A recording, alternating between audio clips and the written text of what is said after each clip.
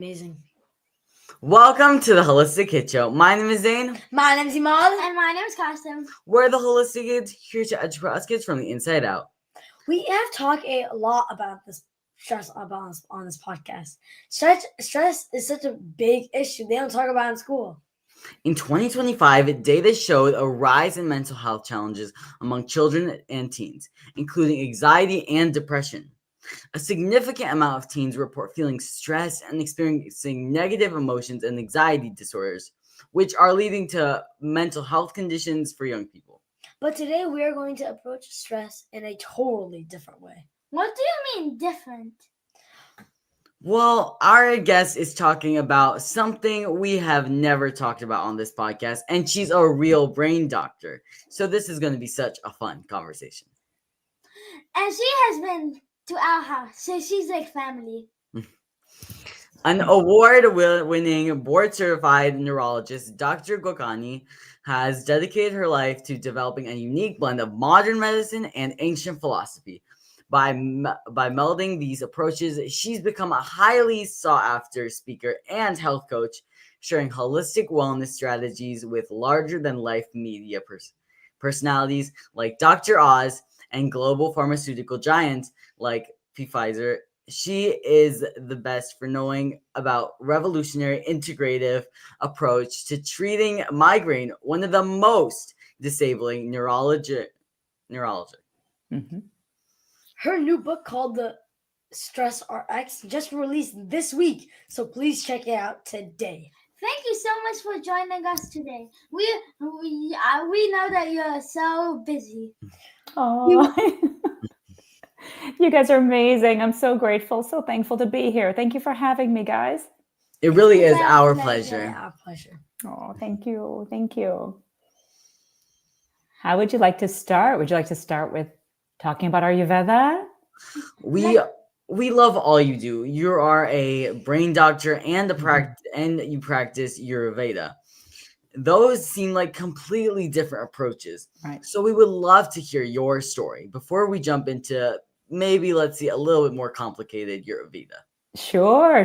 So people always ask me, why, as a board-certified neurologist, did you study the ancient science of Ayurveda, right? Where does that fit into the world of Western medicine? And honestly, my friends, I was actually struggling in my very first year of medical school. I didn't even know how stressed I was. Now, this is 30 years ago. We didn't talk about stress. We didn't talk about anxiety and mental health like we talk about it today, you know? And so 30 years ago, all I knew was I couldn't sleep and I wanted to fix it. And I wanted to have an answer and I wanted to figure it out quickly. So I went to different individuals. I went to a therapist and she asked me if I was stressed. And I said, no, I'm not stressed. Because see, 30 years ago, I thought, hey, I'm doing well in school. I had a lot of good friends. My family was doing well. I'm not stressed. I feel okay, I guess, right? So then I said no to the therapist. I'm not stressed. Stop doing the therapy. And then I went to see a doctor who said, well, maybe you're depressed, and gave me a pill for depression. And I didn't feel depressed. So I knew that wasn't the answer. So then in my first year of medical school, I went back and started reading books. And I started reading all these interesting books and learned about Ayurveda in medical school. And it sounds a little strange, I'm studying, the typical medical school classes like anatomy and histology. And on the side, I was reading these ancient textbooks and they were so interesting to me. I started applying some of those things for myself and my stress went away and my sleep came back and I never took a prescription. And here I am in my 50s, sleeping well and on no medications. So I know it works. Yeah. But I wish I knew more about stress and I didn't understand it when I was that much younger. So I'd love to share, how that works. But since then I brought that Ayurveda into my practice and been able to blend it for a lot of people. Yeah. We definitely need to influence, especially people when they're younger, because then when they're older, they're like, oh, I really regret this. Right. Mm-hmm. So luckily, we started out at a very young age eating like this and doing all the holistic approaches to everything. Yes. And I see how you eat. You eat so well and you really honor food. And to me, that's one of the fundamental things of Ayurveda is food is thy medicine, medicine's thy food. So really that food is such a key piece of Ayurveda, which I don't think I appreciated, in my 20s. And you're so lucky. You've been eating so well since you guys are all still so young. You've been eating well for so many years. And I think that's one of the foundational pieces to being healthy. Yes, Yeah. definitely. It's a big one. A big one. Food is medicine. Yeah. Food is medicine. Food is medicine. Absolutely. Mm-hmm. Let's start with the basics. What is Ayurveda? Ayurveda. So we'll break it down. Ayur, A-Y-U-R, Veda, V-E-D-A. Ayurveda. It's a Sanskrit word. Ayur means life. Veda means wisdom. So it's actually the wisdom of life, the wisdom of living, right? And it's 5,000 years old. This is an ancient science. And it was a practice that was first kind of meditators were able to reflect upon life and living, and deep sages were able to, in their meditations, come up with these principles and then pass them on to those around them, and realize that people became healthier as they kind of took these principles and brought them into living, and then eventually became written into textbooks. But it's the wisdom of living a long and healthy life. That's what Ayurveda is. Yeah, and I can go into a little bit more. Do you want to hear about the elements? I can tell you about the elements. Yes, definitely. Okay. So every living thing, plants, animals, our own human beings, are made up of what we call 5 elements. And the 5 elements are air, space, water, fire, earth, and water. You got it. Air, space, fire, earth, water. Okay. So what happens when we're born with more of the certain elements. We have all 5. All of us have all 5 elements. Some of us, and some, like even animals and creatures and plants, have more air and space element. We call them the Vata type. V-A-T-A, Vata. Vata, air and space people think about moving, going, doing. Think of like the wind. Vatas love to talk a lot, move a lot, go a lot, don't like to sit still, always active, very creative, very musical, very artistic. So if you're like the Vata personality, you love to just keep on moving, keep on going. You say yes to everything. You like to be doing lots of different things, right? Maybe you're really into arts, right? And music. And typically your body is a little bit like thinner, a little bit smaller frames, okay? So then the Pitta is the fire and water personality. Pittas are more medium frame, a little bit more competitive, a little bit more muscular, kind of type A, driven, like to get things done, organized, So if you're the Pitta type, you tend to be one that takes in charge, likes to be in charge, right? The Kapha is the earth and water, a little bit of a bigger body, grounded, relaxed, isn't running around so much like the Vata, going and doing different things. Kaphas love to be a little bit more. Are we seeing who's who? I like to hear who's who. The Kaphas tend to be more relaxed. They like to be more one-on-one. They don't like to do too many things. Maybe they'd rather be home on a Friday night reading a book or relaxing. The Vata is always wanting to move and go and try different things. So at birth, you guys are the closest. You're much closer than I am to birth. Who are you? Are you more the Vata, the Pitta, or the Kapha? And that's first part of us. And you guys are a lot closer. Like I said, in my 50s, you kind of forget, what was I like when I was younger? But when you're young, you can start thinking, yeah, I tend to like these things. And these kinds of people do this for me. And you notice your change in energy based on who you're around. And maybe some people are just like you. Some people are different. And maybe you like, if you're the Vata, to be with that Kapha because they calm you down when you're feeling anxious. Or if you're the Kapha and always, kind of hanging out, you like that Pitta person. Let's do this. Let's go organize. Let's go get some people together. Do you have that person in your life, or are you that person? So step 1 in Ayurveda is knowing who you are. Now, when I had my sleep issues, I'm reading these books and I'm trying to understand. All I knew was that I was too Vata, because you can get too much into a state. Too Vata means I'm moving too much. I'm going too much. I'm not sitting down and having my lunch. I'm getting to bed at all different times. I'm just too much movement. I was drinking cold drinks. So food, if it's cold and it's raw, can make you feel more excited and can give you anxiety. The Pittas, if it's too hot and spicy, can make you feel queasy, uncomfortable, and irritable. The kapha, if you eat really heavy things, you could feel really tired and sluggish and sleepy. So some people like have to avoid dairy or gluten if their kapha is imbalanced. So I knew in my time, I was reading these books, and remember the primary care doctor said, you're fine. Nothing's wrong with you. Remember the therapist said, oh, you're not stressed. Everything's fine. And I was like, but I'm not sleeping. I don't feel fine, right? Nobody was telling me what was wrong with me, and I couldn't figure it out. The ancient books told me, Trupti, you're too vata. Stop moving so much. So I stopped moving so much. I actually stopped doing the movement. I was kickboxing. I was running. I started doing yoga. I started meditating. I started eating warm foods. I started to slow down and go to bed at 10 o'clock, even though I wanted to go to bed at 2 o'clock in the morning because that's what I was used to. Staying up late. I said, nope, get in bed. Just get yourself to quiet down. And eventually, as I practiced, my sleep came back again. So that's in a big picture. Your dosha is called your mind-body type.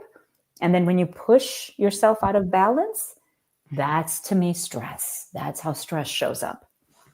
Does that make sense for you guys? Yes. Yeah. You guys are smart. Yeah, you guys picked up Ayurveda just like that. It took me 20 years, right? Yeah, but that's the basic of it. It's just knowing who you are and then knowing what it is that's pushing you. And for me, it was medical school and, very challenging schedule. And I was not choosing the best exercise for myself because I thought I was being healthy, but I wasn't really healthy for me. Does that make sense? Yes, actually. Wow. Good. Why did you write the Stress RX, like your book and like the background? Yeah, it's challenging to really explain this to everybody, especially, as a physician, we're seeing patients and I was running my clinic and I'd have, maybe 10, 15 minutes, 20 minutes maximum when I'm seeing these patients. And I was taking care of migraine patients. As you mentioned, I do a lot of work with migraine and doing injections for them and then trying to explain to them they're very vata. And it's hard to explain this, right, easily. So the first book, I wrote 2 books. The first book I wrote was A Mysterious Mind. That was really kind of understanding migraine and understanding what Ayurveda is. The second book, I realized what was missing in the first book is this component of how we feel and how we think and how we actually get stuck in a state. We can get stuck being too excitable. We can get stuck being too fired up and get stuck being too heavy. And what we need to do with our thoughts and our feelings, and yes, how we eat, to bring ourselves back into balance. So book 2, The Stress RX, is basically kind of where are we now and how do we move back to baseline to get rid of our symptoms and our struggles to not feel stressed. So to me, stress is really that disconnect from that really happy, blissful state. We all feel good on the inside. We all know what that feels like, yet things keep pulling us, right? So the book was really written to explain it in a way people could just really absorb the material because it was hard to do in the clinic, and it took me 5 years to write it, 5 years to finish it. It was a long project. I started during pandemic, so it was a really long project. So yeah. What are the 3 brains you talk about in your book? Yes. So this is what kind of came to me when I was writing the book. I said, okay, who's doing really well? Like which patients of mine are doing really well? Which coaching clients are doing well? I'd closed my clinic, during the pandemic time. And I said, let's reflect. Who are my top performers in terms of their outcomes? And what were they doing? And I realized everyone was, in my clinic learning some Ayurveda, changing their diet a little bit, maybe doing a little bit of this and that with changing their lifestyle. Yet those that did incredibly well were actually balancing what I call the 3 brains. And, as a neurologist, when you guys think brain, I'd actually love to ask you guys, what do you think of when you think of brain? And what's the first thing that comes to mind when I say, hey, tell me about your brain? Where would you point in your body? What would you think about? It's located right there. Yeah, isn't it? Hello, the brain's up here. And that's what, as a neurologist, right? We think about the brain that's in the head, the central nervous system, that big brain that's in the head. And then there's a spinal cord, right? And the brainstem. And you spend a lot of time studying the brain up here. You know what we forget about? there is a brain all the way down here in the gut. Oh, the second brain. Ah, you got it. The second brain. Second brain. And then I have given the third brain a name, the microbiome, which you all know that microbiome, the 100 trillion bacteria that are down in the gut that are digesting your foods, breaking down your proteins, breaking down your carbohydrates, making, vitamins and making all the important neurotransmitters, right? We know that serotonin, that happy neurotransmitter is made in the gut. So what happens is I started realizing that if my patients focused on all three brains, and what do I mean by that? Well, the first brain is the central nervous system, how we think. It's how do all three of you process stress? For example, let's say something happened right in front of all of you. Would you all react the same way? No. No. Probably not. Because you're all different, right? You're all different. And so each person has a different way of thinking about something. So you might all read something. Maybe, I don't know, you posted something. Maybe after a podcast, someone wrote something and you all felt differently about what that was. Maybe some things were taken a different way based on who you are. And what's interesting is that each of us thinks differently. Now, some of us think in a way that actually puts us into a state. Remember I mentioned the 3 states, the fired up, it's the pitta. Some of us get kind of angry very easily based on something. Some of us get really anxious easily. Some of us get depressed and we kind of interpret things in different ways. So it's how we think. So what I started realizing was some of my patients were getting angry at things that maybe weren't really aligned with their best self, meaning that somehow they were trained to think a certain way where they became far angrier than they should have, right?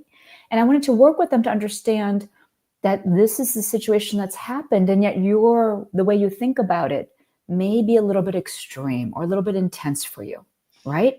So first brain is working on that thought process, making sure it's not too intense, right? Making sure it's not working against you. Your mind can work for you or against you, right? Your mind can be your friend or your enemy. Sometimes it can say nice things to you, sometimes it doesn't say nice things to you. So we want to make sure the mind is speaking in a way that's working for us. Mm-hmm. So that's the first brain work. Second brain is, are we processing emotions? Did you guys see Inside Out? Yes. Oh yeah. Did you see Inside Out Part 2? The second one? Yeah. Okay. So we watched 2. Yeah. Yeah. I remember the more complex emotions. Yeah. Remember they're like, aren't we done with the emotions? We got happy and sad and joy. But then Inside Out, the second one, was about the deeper emotions. And so what I realized is that, we're complicated human beings, aren't we? We have all sorts of emotions. And remember, like there's different ones like disgust, different things that you feel that aren't classic happy and sad emotions. They're different kinds of emotions. And so what happens is we want to feel our emotions. And very often, because things are happening, we're moving and going. Remember me in my medical school, I was moving and going. I didn't sit and think about how I felt. I didn't even process my feelings. So second brain is allowing yourself to process your emotions. And that requires slowing down. That requires conversations about how you feel about that, because we actually feel first and then we think. And then the third brain we talked about is the microbiome. So what I realized with his 3 brains, to answer it, first brain is the central nervous system, how we think. Second brain is the enteric nervous system. It's the extension of how we feel in the gut. Third brain is the microbiome, how we digest. And if we work on all 3, a little bit of all 3, we can actually feel a lot better and reduce stress. Sounds like a lot, but it's actually not that hard to do. Mm-hmm. It's actually very much just being aware of it. Does that all make sense? I know it's kind of a big topic, but does that make sense to you? No, it sits really nicely in my brain, at least. Good. I don't know about them. Good. It's tricky. It's differently. All the brains are working different, but they all kind of top down, bottom up. They're all working together. Let me give you an example. Let's say, you're going, this is actually, there's a study on this. If you had to ever go, gosh forbid, for a medical procedure, they found that people going in for a procedure, if they were so stressed and nervous about the outcome, like, oh no, this procedure it's not going to work. I'm not going to get good outcomes. If they start thinking negatively, you know what happens? Their bacteria in the gut starts to change. They start growing bugs like Pseudomonas, bacteria that aren't good for you. And it makes it harder for one to recover after a surgical procedure, just because I'm thinking these thoughts. So how we think, if I visualize the procedure is going to be great, I'm going to be fine.